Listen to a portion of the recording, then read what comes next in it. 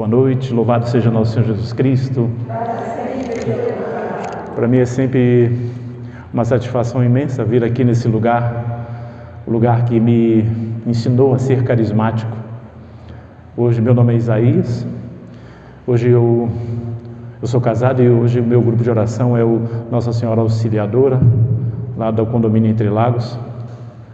E de vez em quando a gente retorna aqui, essa casa, esse lugar aqui tem um quê de santidade, não sei porquê, mas tem. Quer dizer, eu sei porquê, aqui é um lugar de oração, aqui é um lugar onde o Senhor visita cada um de nós, aqui o Senhor vem trazer aquilo que nós precisamos para a nossa vida, por isso nós estamos aqui. Interessante que quando o nosso irmão Maidana falava da Bíblia empoeirada, aberta no Salmo 91, que ele falou, eu tinha a mesma visualização em casa, e era no Salmo, só que não era no 91, era no 23, e era aquele Salmo que ficava aberto, 45 anos de casado. Olha que Bíblia bonita que eu tenho, chega a ser dourada em volta, assim, ó, a folha que é toda vez uma vez por semana a pessoa vai lá e faz assim, tira um pouco da poeira, tá lá, e faz questão de mostrar, olha a minha Bíblia, todo mundo que chega novo, olha a minha Bíblia, né? Bem, irmãos, nós recebemos um tema, né, para a gente falar,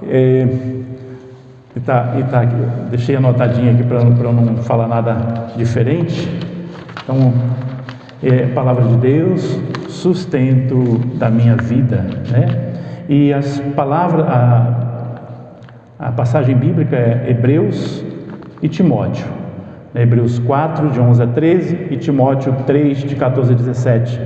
Vamos primeiro abrir em Timóteo e depois em Hebreus. Está bem pertinho um do outro aí, viu?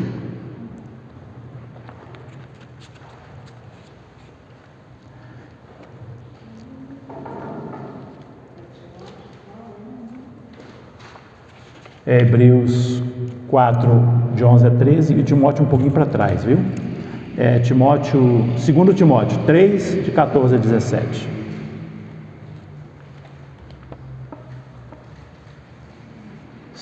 Segundo Timóteo 3, de 14 a 17. Todo mundo achou?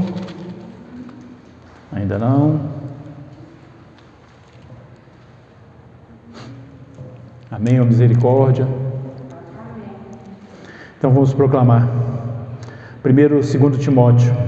E depois, na sequência, a gente já segue para outra passagem, porque uma complementa a outra. Interessante esse tema, né? Palavra de Deus, sustento na minha vida. Nós estamos vivendo o mês da Bíblia, mês da palavra, né? Então veio bem a calhar, e tem duas passagens tão perfeitas para esse tempo que nós estamos vivendo.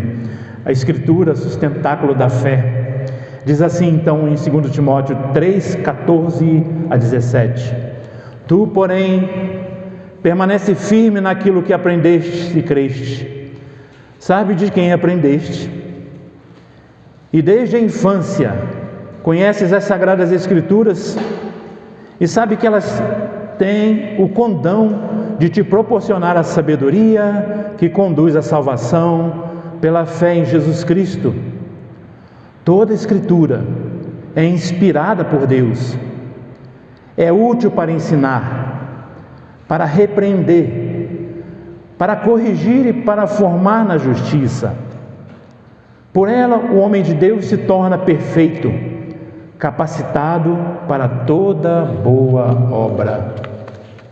Assim, apressemo-nos a entrar neste descanso, para não cairmos por nossa vez na mesma incredulidade, porque a palavra de Deus é viva, eficaz, penetrante, ela é mais penetrante do que uma espada de 2 gumes, e atinge até a divisão da alma e do corpo, das juntas e medulas, e discerne os pensamentos e intenções do coração. Nenhuma criatura lhe é invisível, tudo é nu e descoberto aos olhos daquele a quem havemos de prestar contas. Palavra do Senhor. Graças a Deus. Essa palavra de Deus, sustento da nossa vida, ela é realmente um sustento para nós. O que é sustentar? Sustentar é manter de pé, manter firme, manter com os passos retos, caminhando para frente, né? Firme. Isto é o sustento. Essa palavra é a que nos sustenta a nossa vida. É a palavra que sustenta a nossa vida. Lá no começo, diz que, no começo do Gênesis, o Espírito pairava sobre as águas, né? O Verbo, no princípio era o Verbo se fez carne, depois habitou entre nós. O Verbo era Deus, o próprio Verbo, né? Era Deus, e depois lá na frente ele se fez carne e habitou entre nós. No começo, lá a partir do 10º capítulo do Gênesis, nós começamos a história que Deus começa a fazer com o povo, até chegar a Moisés. O povo caminhava no deserto, liderados por Moisés e alimentados pelo maná, o pão que caía do céu. Maná, em hebraico significa o quê? Maná, talvez, eu não sei exatamente, mas que é aquilo, né? Porque hoje, o hebraico de hoje não seria aqui, é outra palavra para designar aquilo, mas naquele tempo o má continua. O quê? Era uma coisa miúda que caía, aquele era o maná, que alimentava o povo. O povo da nova aliança caminha no tempo e na história, alimentados pela palavra de Deus e pela Eucaristia. Por que eu falei lá do começo, né? O Verbo era Deus, o Verbo estava com Deus, depois o Verbo se encarnou. Verbo é o quê? O Verbo não é a palavra?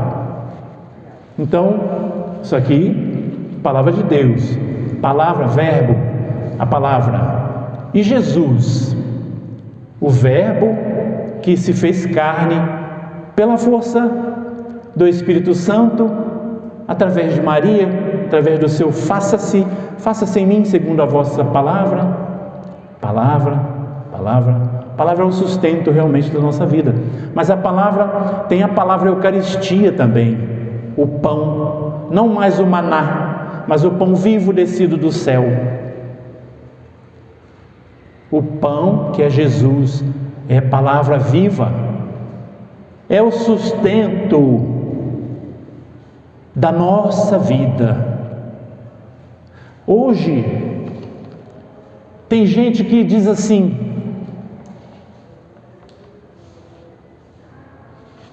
Jesus sim, mas igreja não. Muita gente está dizendo isso. Cansaram de vir à igreja. Que Deus tenha misericórdia dessas pessoas. O que será da vida dela? O que será das gerações futuras a partir dela, se não for da misericórdia de Deus? Nós que estamos nessa caminhada, dependemos tanto da misericórdia de Deus. Imagina estes, que dizem assim. E o nosso catecismo da igreja nos fala que a vontade de Deus a gente faz mesmo sem vontade, sem a vontade nossa. Está lá no catecismo no 2168. A gente faz a vontade de Deus mesmo que não seja a nossa vontade. Para essas pessoas: eu não vou na igreja porque eu não quero saber de lá, não tenho vontade de ir. Eu vou dizer para vocês uma coisa: passa um mês sem pensar nesse grupo, passa um dia, você perde 50% da vontade de vir. Passa um mês, aquele 50% já reduziu para zero. Só pela graça você retorna. Como é importante, porque continua dizendo aqui no catecismo da igreja, o que é ouvir a palavra, que é o sustentáculo para nós na igreja. O que diz? No catecismo 2177 diz assim: não podes rezar em casa como na igreja, pois na igreja se encontra o povo reunido na missa e não em casa. O grito é lançado a Deus em um só coração. E continua, ali no 2179, ali na igreja há algo mais: a união dos espíritos, a harmonia das almas, o vínculo da caridade e a oração dos sacerdotes. Eu assisti isso hoje, essa semana, numa homilia, achei tão bonito isso. Como nós necessitamos dessa palavra, mas assim como nós estamos aqui, porque a palavra ela é importante, sim, você precisa ler, praticar, eu e você, nós precisamos ter uma leitura orante, mas é preciso vir na igreja, porque não basta só a palavra,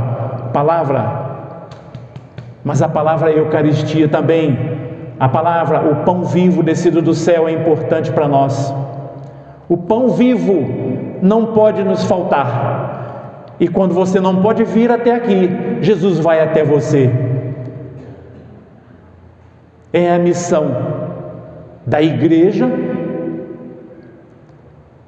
através dos ministros da Eucaristia, ser aquele burrinho que entrou como Jesus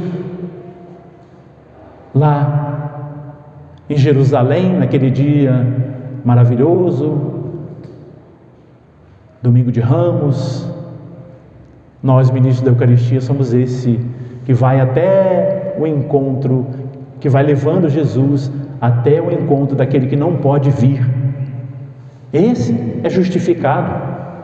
Mas nós, que podemos, às vezes a gente chega lá no domingo assim, passa o dia, come, bebe e tal, aí chega de tarde, chega a hora de ir na igreja, hoje acho que eu não vou não. Meu irmão, a vontade de Deus a gente faz mesmo sem a nossa vontade, pois é necessário que cada um de nós esteja ciente e muito esperto nisso, porque Deus quer você aqui nesse grupo de oração, reunidos numa só voz, numa só oração, num só coração, numa só unidade, para viver essa experiência com o Senhor, essa experiência de ser sustentado pela palavra e palavra Eucaristia. Portanto, a vontade de Deus a gente faz mesmo sem a nossa vontade. Você quer ver? Hoje mesmo, vou citar o que eu anotei aqui para não perder. Diz assim: lembra daquela passagem quando Pedro chega cansado com os seus da pesca na madrugada, da noite inteira na madrugada, amanhece o dia, ele chega, vai lavar as redes, porque elas estão tirar os galhos, as coisas que estavam agarradas ali, não pescaram um peixe. Aí Jesus fala assim: volta lá e lança do outro lado, lança do lado direito. Que ânimo deveria estar aquele Pedro naquele momento? Poxa, passamos a noite inteira pescando aí, não pescamos nada, agora tem que voltar lá, já limpamos a rede, voltar e jogar lá para não pescar nada. Mas veja só, o que é a gente ser obediente à palavra, como ela nos sustenta, como é bom fazer a vontade do Senhor, mesmo que a nossa não seja aquela. Quantos peixes, numa lançada de rede, foram pescados? Diz que aquela rede até se arrebentava de tanto peixe que puxavam. Ao puxar a rede, tiveram que chamar as outras barcas que estavam para ajudar a puxar, porque era tanto peixe. Assim Deus faz conosco, mesmo quando você não tiver vontade de meditar a palavra, mesmo que você está há 45 anos de casado com aquela Bíblia aberta lá, começa hoje. Começa hoje. Muda o salmo. Medita aquele que você já está para meditar aos 45 anos e depois pula para o outro. E aí começa. Nunca é tarde para a gente começar, porque este é o nosso sustento. Nós precisamos nos sustentar dessa palavra. Essa palavra aqui, lá no Salmo 118, no 105 do Salmo 118, no versículo 105, eu vou só ler para a gente não falar, diz assim: vossa palavra é um facho que ilumina meus passos, uma luz em meu caminho. Se a palavra, ela ilumina o meu caminho, como eu posso ficar sem ela? Vou andar na escuridão? Vou andar perdido? O Salmo do 118 é o versículo 105, né, que diz isso. Então, a palavra sustento, ela tem um sentido bem mais amplo, abrangente, porque nos sustenta assim, nos mostrando por onde passar, né? Nos exortando, nos convidando a ir pescar novamente, depois de tanta canseira. A palavra nos diz, e quando a gente é obediente, a vitória vem.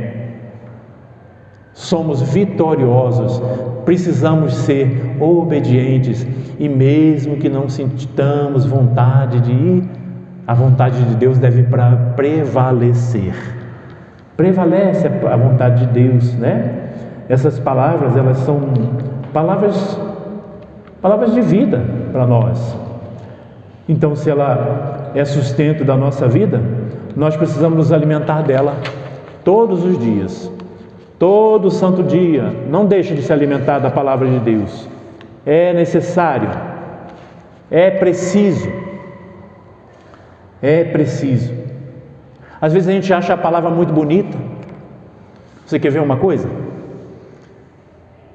Quem se lembra da palavra que foi dita hoje na missa? Quem estava na missa e quem se lembra do que foi dito? Sabe quem vai se lembrar? Quem fez uma lécio divina, quem meditou a palavra. Senão, nós achamos muito bonito, mas de que serviu? Serviu naquele momento ali, serviu. Naquele momento serviu. Então, toda vez que você ouvir uma palavra, mesmo que você não tenha feito a lécio divina, busca nessa palavra algo que te chame a atenção e guarda para você. Toda vez que eu assisto a missa, ou então eu participo de alguma coisa, ou estou em alguma tribulação, melhor dizendo, vou dizer assim, aí toda vez que eu estou numa tribulação, numa situação assim, eu fico me lembrando do refrão de um salmo, e aí eu fico meditando, aonde eu vou, se eu me ajoelho diante do Senhor, e aquilo me acompanha por um bom tempo, depois aí aparece outro, substitui aquele, que diz assim, guarda-me no teu coração, Senhor, nesse lugar seguro, né? Tem piedade de mim, Jesus, piedade de mim. É o Salmo 50, se não me engano. Tem piedade de mim. Guarda-me no teu coração, nesse lugar que é tão seguro. Eu não me lembro se é Salmo, eu sei que é um trechinho da palavra. E aonde eu ando, às vezes eu quero buscar um canto, me vem aquele assim, um canto de adoração. É teu este momento de adoração. Não tenho nem palavras para me expressar. Me vem esse canto. Então, toda vez que eu for à igreja, que eu assistir a uma pregação, que eu participar de uma missa, se eu não me preparei em casa, se eu não fiz uma lécio divina daquela leitura, que a gente, uma coisa que a gente precisa guardar no coração, aproveita alguma coisa dali. Às vezes vem um refrão de um salmo, né? O Senhor é meu refúgio, é minha força. E a gente vai meditando isso, porque é preciso estarmos em oração constantemente. Se é o sustento da minha vida, se é o sustento da tua vida a palavra de Deus, você não pode ficar sem esse alimento, sem esse sustento.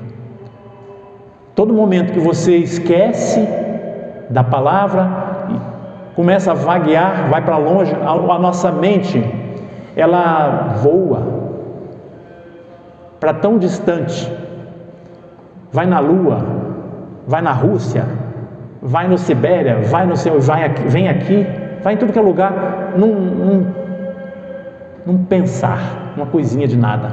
Nossa mente vai longe. E você imagina, se você não estiver meditando a palavra, aonde vai a tua mente? Como diz, o pecado está sempre à minha frente. O pecado está sempre à minha frente. A hora que eu esqueço, a hora que eu deixo de lado, o pecado entra. Por isso nós precisamos vigiar. Por isso nós precisamos orar o tempo todo o tempo. Buscar o Senhor. E busque enquanto é tempo. Porque parece que os dias passam mais depressa do que quando eu era mais novo. Parece que os dias vão avançando a passos largos. Os anos vão indo. E as moradas eternas nos esperam. Não queremos chegar na porta do céu e Jesus dizer para a gente: eu não te conheço. Se agarre nas mãos de Nossa Senhora. Se a palavra te sustenta, se a palavra é o nosso sustento, pensamos na Nossa Senhora que nos ajude. Uma oração, um terço, uma salve rainha, sempre nos ajuda. Que nós não percamos de vista, não percamos o foco, não podemos, como diz lá no Salmo, né? É um farol, é um facho para os meus passos, ilumina a minha vida.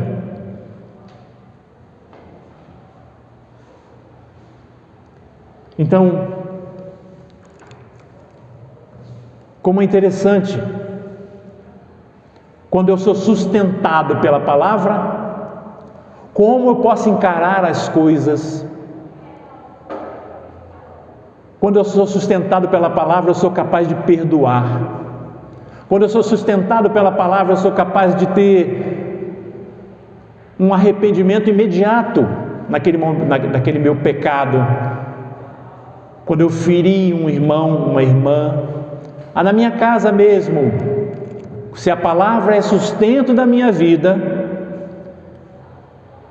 ela me dá força para eu buscar a reconciliação. Se a palavra é sustento da minha vida, o Senhor sempre irá me ajudar, me auxiliar, porque Ele é a palavra viva descida do céu, é o pão vivo descido do céu, a palavra, o verbo, é Ele. Como eu disse no começo, o povo da nova aliança caminha alimentados pela palavra e pela Eucaristia. Nunca fujamos, nunca nos afastemos da Eucaristia, nunca nos afastemos deste lugar onde nos encontramos, porque o grito, como diz, o grito é lançado a Deus em um só coração. Fiquemos com essa expressão tão linda, com um só coração, clamemos o Senhor, para que a gente nunca se afaste dEle, para que a gente nunca se afaste e nunca perca esse sustentáculo que é a palavra de Deus. Que a palavra de Deus seja esse facho que ilumine a sua vida e a minha, que ilumine a nossa casa, que seja a nossa esperança, que seja o nosso foco, a palavra e a Eucaristia. Não basta a palavra, que nós possamos fazer a vontade de Deus mesmo contra a nossa. Jesus fez isso. Lá na cruz ele dizia: Pai, se é da tua vontade, pois que faça a sua vontade. Se puder, afasta de mim o cálice, mas a tua vontade não a minha. Em tantas oportunidades nós vemos isso, pois que nós possamos nos agarrar, fazer a vontade de Deus e não a nossa em tudo que nós fizermos. Que o Senhor possa, vamos ficar de pé? Que o Senhor possa nos auxiliar nesse momento, a reforçar em nós essa esperança e dessa âncora que é a palavra, dessa âncora que é a Eucaristia, dessa âncora que são os irmãos reunidos em oração, onde o grito é lançado a Deus numa só voz, num só coração, e o Senhor escuta, e o Senhor vem em nosso socorro. Obrigado, Jesus, pela tua presença. Obrigado, Senhor, porque o Senhor vem nos socorrer com a tua presença, com a tua palavra, com a Eucaristia, tu que és o pão vivo descido do céu. Obrigado, Jesus, porque o Senhor permanece conosco. O Senhor não se afastou de nós, não. A tua presença é viva e eficaz no nosso meio. Obrigado, Jesus. Obrigado, Jesus. Louvado seja, Senhor. Louvado seja pela tua presença no nosso meio. Louvado seja porque o Senhor me trouxe aqui hoje. Louvado seja porque o Senhor nos reúne para que possamos viver essa unidade. Louvado seja Jesus. Louvado seja Jesus porque o Senhor não nos deixa desistir, não nos deixa desanimar. Louvado seja Jesus pela presença desses servos que estão aqui há tanto tempo, que me auxiliaram na formação e que auxiliaram cada um também aqui, eu tenho certeza.